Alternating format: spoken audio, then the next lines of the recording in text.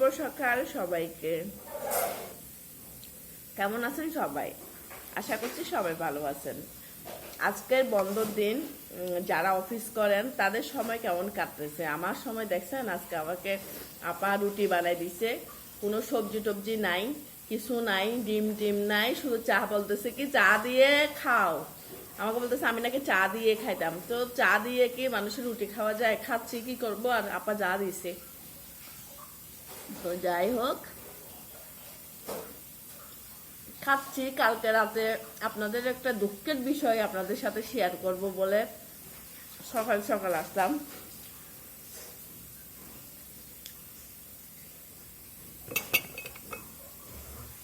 আমার জামাই 3-4 মাস পর পর মানে শুক্রবার হলে কোথাও উদাও হয়ে যায়। উদাও বলতে কালকে রাতে নতুন শার্ট, নতুন গেঞ্জি পরছে, নতুন প্যান্ট পরছে, দেখি নতুন ক্যাচ পরছে। তো আমি বলতেছি আপনি কই যাচ্ছেন? তো আমাকে বলতেছে একটা ইম্পর্টেন্ট কাজে যাচ্ছি, সন্ধ্যার সময় চলে আসবো। আমি বলছি বৃহস্পতিবার সন্ধ্যার সময় কিসের ইম্পর্টেন্ট কাজ? তখন কিন্তু আমার হটকা লাগছে। তো সে কি করতেছে, রাতের 11টা বাজেও দেখি আসে নাই। আমি বলতে হয়েছে, সে 2-3 মাস পর পর কই কই জায়গা, বন্ধু বান্ধব কতগুলা নিয়ে, বন্ধু বান্ধবের মধ্যে একটা বন্ধু ভালো আছে, আর বাদ বাকি বন্ধুগুলাকে আমি একদম পছন্দ করি না। তো ওরা মনে হয় বন্ধু বান্ধব নিয়ে কোথাও ট্যুরে গেছে। ও 3-4 মাস পর পর এরকম একদিন কোথায় কাট হয়ে যায়, মানে ফোন টোন আমি ফোন তো করি না। আমি 11টা পর্যন্ত, আমার সে 11টা বাজে বাসায় চলে আসে। 11টার পরে যদি না আসে আমি ফোন করি না, জেদ তো আমারও আছে। আমি ধারধারি না এগুলার। তো যাই হোক, ভালো দিকও আছে, খারাপ দিকও আছে। ও আমাকে এমনি প্রচুর ভালোবাসে, ঠিক আছে। হ্যাঁ হ্যাঁ, আবার কি বলতেছে? হ্যাঁ, প্রচুর ভালোবাসে, কিন্তু ভালোবাসার পরিণাম যে আবার ভয়ঙ্কর হয়। তো কালকে সারা রাত আমি ভয়ে আমি ঘুমাইতে পারি নাই, বুঝছেন? তো ভয়ে বলতে অনেকদিন পর, মানে 2-3 মাস পর পর একা একা থাকতেছে। হঠাৎ করে আসবে আসবে, এদিকে বাহিরে মানুষের কাজ করতেছে রাতের বেলায়, টুংটাও আওয়াজ, মনে আমি ভয় পেয়ে পেয়ে ঘুম থেকে উঠতেছি। তো যাই হোক, আমি ঘুমাইতে পারি নাই সারা রাত। সকালবেলায় আপা আসছে, আপাকে তো কাহিনী বললাম। আপা বলতেছে কোথায় গেল, ওনার মাকে ফোন দেন। তো আমি বলতেছি ওনার মাকে ফোন দিবে কেন? ওনার মা, আমি এমনি ভালো সময় ফোন দিই না, খারাপের সময় কেন ফোন দিব? তো যাই হোক, মানুষের ব্যক্তি লাইফ থাকতে পারে, আমি মনে করি আর কি।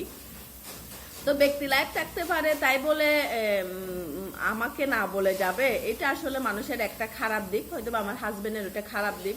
তো আমি এই জন্য আর ডিস্টার্ব করি নাই, ওনাকে ফোন টোন করি নাই। তো আমি আমার মতো দিব্যিতে আছি।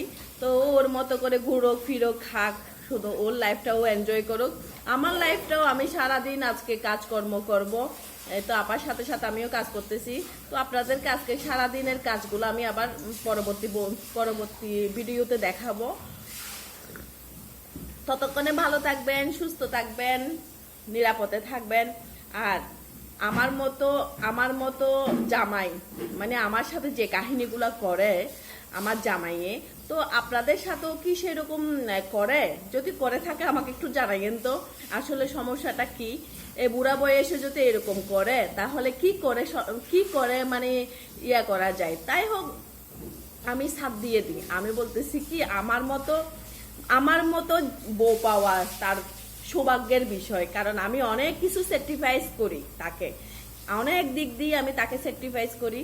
তো ভবিষ্যতেও আমি করে যাব, কারণ আমি মানুষদেরকে পজিটিভ চিন্তাটা করি, মানে ভালো দিকটা চিন্তা করি। আমি খারাপের দিকটা আমি কখনো চিন্তা করি না, আগেও করি নাই, কারো জীবনে ক্ষতি করি নাই, ভবিষ্যতেও করবো না। আমার হাজবেন্ডের বেলাও তাই।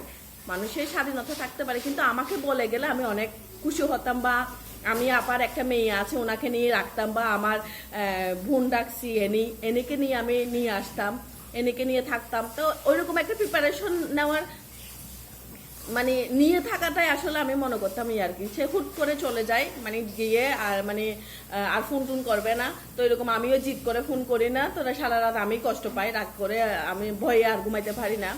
তো যাই হোক, ভালো থাকেন, সুস্থ থাকেন। আমার লাইফের একটা অংশ আপনাদের সাথে শেয়ার করলাম।